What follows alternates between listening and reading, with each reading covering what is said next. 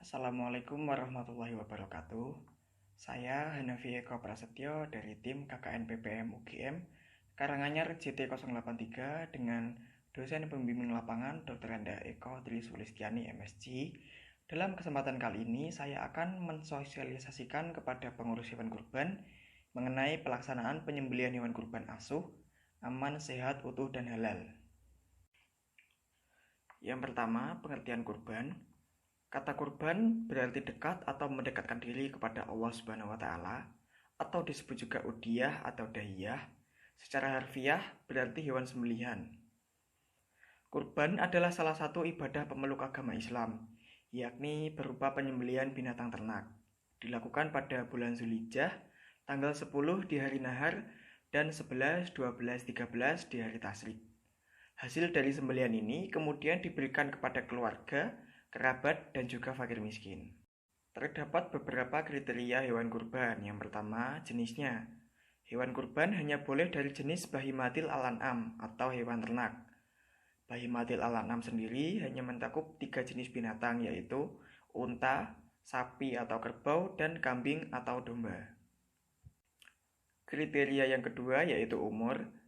Jadi setiap hewan memiliki usia minimal yang berbeda untuk disebut layak untuk dijadikan hewan kurban.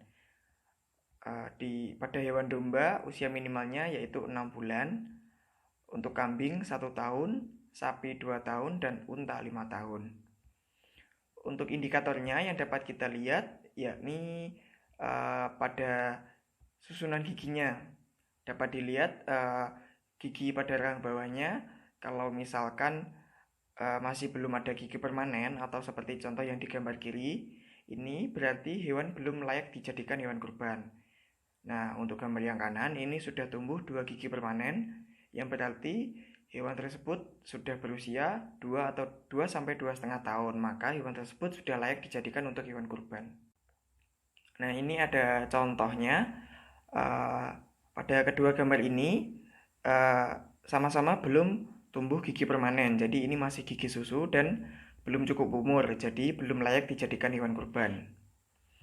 Kemudian ini contohnya hewan yang sudah cukup umur dan sudah layak dijadikan hewan kurban. Untuk yang kiri ini sudah dapat kita lihat sudah ada 2 gigi permanen.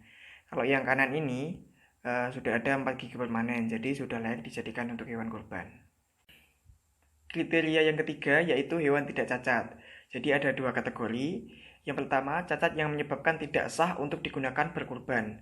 Contohnya hewan tersebut buta. Yang kedua, cacat yang menyebabkan makruh untuk berkurban. Contohnya, sebagian atau keseluruhan telinganya terpotong.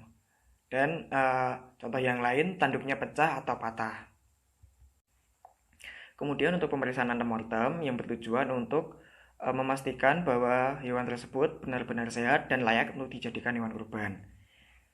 Pemeriksaannya meliputi pencatatan jenis hewan, asal-usul hewan dari dalam atau dari luar daerah, pemeriksaan suhu tubuhnya normal, demam atau abnormal, kemudian keadaan tubuh hewan, normal, kurus atau gemuk, juga diperiksa kulitnya apakah ada penyakit kulit atau ditemukan luka, seperti itu.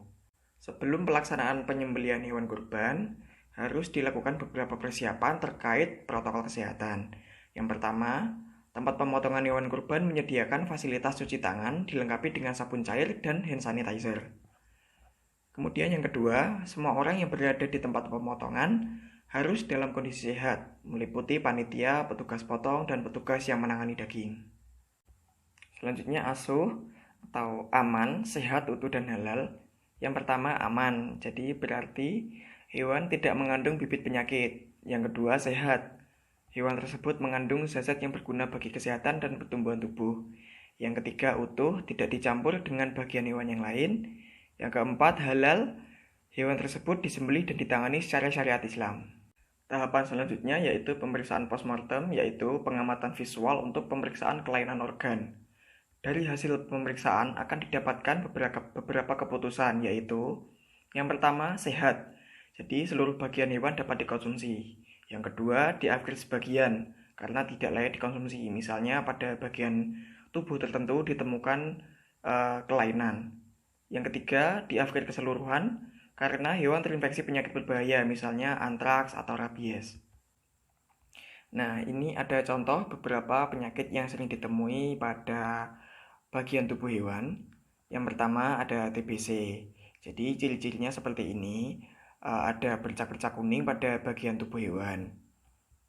Yang kedua cacing hati. Jadi bentuknya seperti ini kurang lebih, pipi berwarna putih. Jadi nanti kalau ditemukan cacing tersebut di hati hewan kurban, maka bagian hewan tersebut hatinya tidak boleh dibagikan. Sama juga seperti tadi yang terkena TBC. Jadi organ yang terkena penyakit tidak boleh dibagikan kepada masyarakat. Kemudian untuk penanganan limbah dan jeroan, jadi darah dan limbah jeroan hewan kurban dapat menimbulkan pencemaran lingkungan yang serius apabila tidak ditangani dengan baik. Jadi panitia kurban harus menyiapkan tempat penampungan limbah sesuai jumlah hewan kurban yang disembelih. Seluruh limbah dari proses penyembelihan kurban dapat dimanfaatkan sebagai pupuk organik yang ramah lingkungan setelah melewati pemrosesan terlebih dahulu. Sekian yang dapat saya sampaikan, kurang lebihnya saya mohon maaf. Wassalamualaikum warahmatullahi wabarakatuh.